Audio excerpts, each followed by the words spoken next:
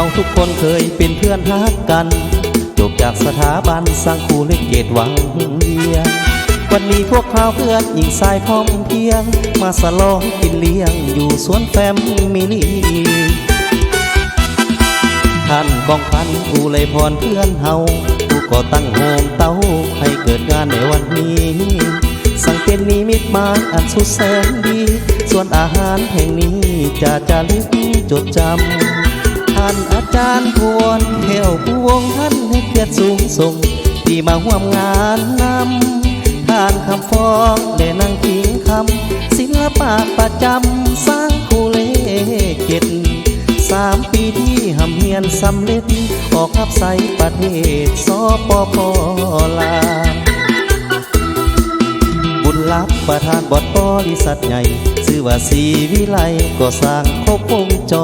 รจันทลีสอสวรรค์วาสนาพรหมจันทร์หัวหน้ากลุ่ม1 และ 2วันนี้ทุกคนพร้อมกันมาสลองตามจอกเพียแล้วห้องเพลงฮักสัมพันธ์เพื่อนเฮา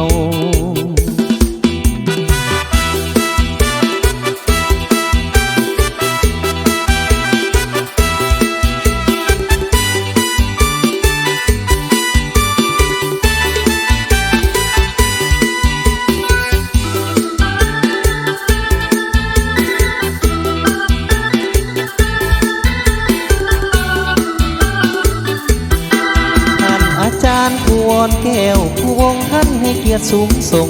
ที่มาร่วมงานนำท่านคำฟ้องได้นางพิงคำศิลปะประจำสร้างคู่เลขเจ็ด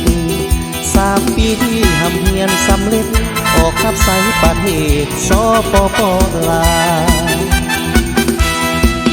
บุญลับประธานบอร์ดบริษัทใหญ่ชื่อว่าศรีวิไลก็สร้างครบวงจรจันทลีสอสวรรค์วาสนาพรหมจันทร์หัวหน้ากลุ่ม1 และ 2วันนี้พวกเขาพร้อมกันมาสลองตามจอกเพียแล้วห้องเพลงฮักสัมพันธ์เพื่อนเฮา